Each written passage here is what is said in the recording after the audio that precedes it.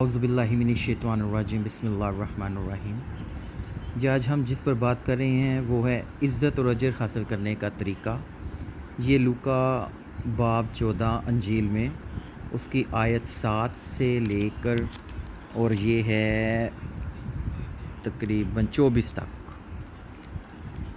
اس میں یہ ہے کہ اس میں بتایا گیا ہے کہ ہم کس طرح جب کہ کوئی دعوت پہ ہمیں بلائے تو ہمیں کون سی جگہ پر بیٹھنا چاہیے، اور اس کے علاوہ ہمیں دعوت میں کن لوگوں کو شامل کرنا چاہیے تاکہ اللہ سے ہمیں اجر ملے۔ یہ ان کے متعلق ہے۔ یہ آئیے شروع کرتے ہیں۔ جب عیسیٰ نے دیکھا کہ مہمان میز پر عزت کی کرسیاں چن رہے ہیں تو اس نے انہیں یہ تمثیل سنائی۔ جب تجھے کسی شادی کی ضیافت میں شریک ہونے کی دعوت دی جائے تو وہاں جا کر عزت کی کرسی پر نہ بیٹھنا، ایسا نہ ہو کسی اور کو بھی دعوت دی گئی ہو جو تجھ سے زیادہ عزت دار ہے، کیونکہ جب وہ پہنچے گا تو میزبان تیرے پاس آ کر کہے گا ذرا اس آدمی کو یہاں بیٹھنے دے، یوں تیری بے عزتی ہو جائے گی اور تجھے وہاں سے اٹھ کر آخری کرسی پر بیٹھنا پڑے گا۔ اس لیے ایسا مت کرنا، بلکہ جب تجھے دعوت دی جائے تو جا کر آخری کرسی پر بیٹھ جا، پھر جب میزبان تجھے وہاں بیٹھا ہوا دیکھے گا تو وہ کہے گا دوست سامنے والی کرسی پر بیٹھ۔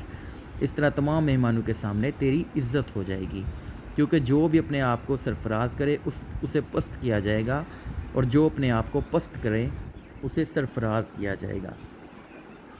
اس میں عیسیٰ کہہ رہے ہیں کہ جب تجھے کہیں بھی شادی میں یا ویسے دعوت میں کہیں بلایا جائے تو آخری کرسی پر جا کے بیٹھ، تاکہ یہ نہ ہو کہ اگر تو پہلی کرسی پر جو مطلب مین کرسی ہوتی ہے وہاں پر جا کے بیٹھے اور جو کوئی تم سے زیادہ عزت دار آ جائے تو جنہوں نے دعوت کی ہے وہ کہے کہ تم یہاں سے اٹھو اور یہ جگہ ان کے لیے محسوس ہے، اس لیے تیری بے عزتی ہو جائے گی۔ اس لیے جب تو دعوت کرے تو سب سے آخری کرسی میں بیٹھ، کیونکہ جو بھی اپنے آپ کو سرفراز کرے اسے پست کیا جائے گا، اور جو اپنے آپ کو پست کرے اسے سرفراز کیا جائے گا۔ پھر عیسیٰ نے میزبان سے بات کی، جب تو لوگ کا دوپہر یا شام کا کھانا کھانے کی دعوت دینا چاہتا ہے تو اپنے دوستوں، بھائیوں، رشتہ داروں یا امیر ہمسایوں کو نہ بلا۔ ایسا نہ ہو کہ وہ اس کے عوض تجھے بھی دعوت دیں، کہ اگر وہ ایسا کرے تو یہی تیرا معاوضہ ہوگا۔ اس میں کہہ رہے ہیں عیسیٰ کہ جب تو دوپہر شام کا کھانا یا شادی کا یا جو بھی ہے کھانا جب تو دعوت کرے کسی کی تو نہ اپنے دوستوں، امیر دوستوں کو بلا، نہ بھائیوں کو، نہ رشتہ داروں کو، کسی کو بھی نہ بلا۔ ایسا نہ ہو کہ تو کہے کہ یہ بھی کہ اگر میں ان کی دعوت کروں گا تو یہ بھی میری دعوت کریں گے، پھر یہی تیرا جو ہے نا وہ معاوضہ ہوگا۔ اللہ کے ہاں تجھے کچھ نہیں ملے گا، یہی تیرا معاوضہ ہوگا جو تو نے ان سے امید لگائی ہے۔ اس کے بجائے ضیافت کرتے وقت غریب، لنگڑوں، مفلوجوں، اندھوں کو دعوت دے۔ ان کی بجائے جو امیر رشتہ دار ہیں، دوست ہیں، بھائی ہیں، ان کی بجائے تو غریب جو ہیں، لنگڑے، مفلوج، اندھے، یہ بیوہ، غریب، یہ ان کو دعوت دے۔ ایسا کرنے سے تجھے برکت ملے گی، کیونکہ وہ تجھے اس کے عوض کچھ نہیں دے سکیں گے، کیونکہ وہ جب دعوت ان کی کرے گا تو وہ تو کھانا کھائیں گے، دعوت میں شریک ہوں گے، لیکن اس کے عوض تجھے پتہ ہوگا کہ یہ مجھے کچھ نہیں دے سکتے، بلکہ تجھے اس کا معاوضہ اس وقت ملے گا جب راست باز جی اٹھیں گے، جب تو قیامت میں جی اٹھے گا اس کا معاوضہ تب ملے گا۔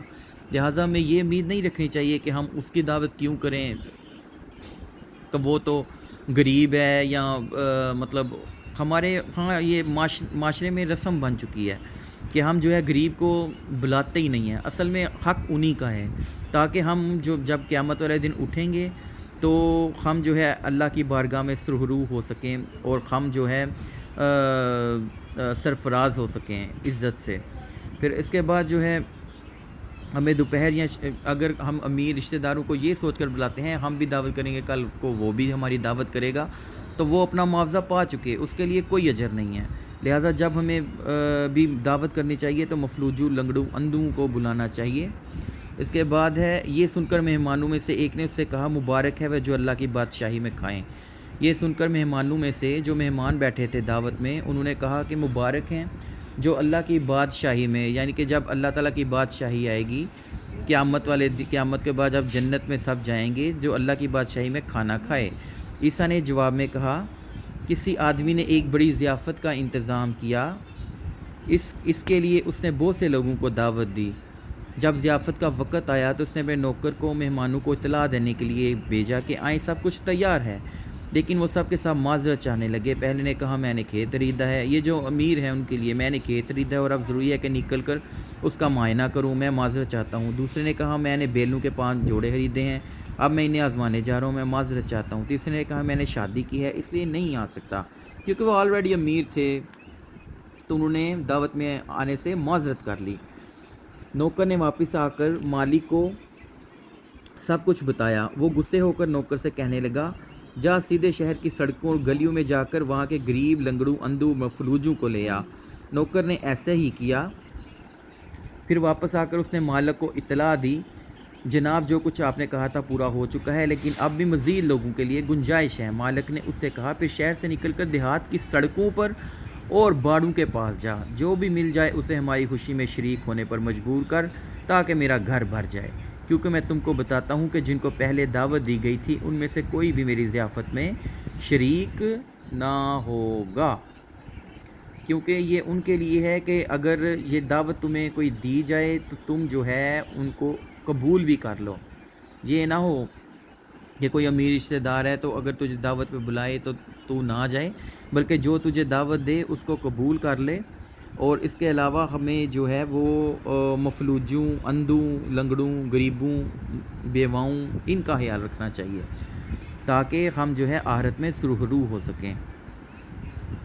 تو اللہ تعالی ہم سب کو جو ہے ہدایت کی توفیق دے، آمین۔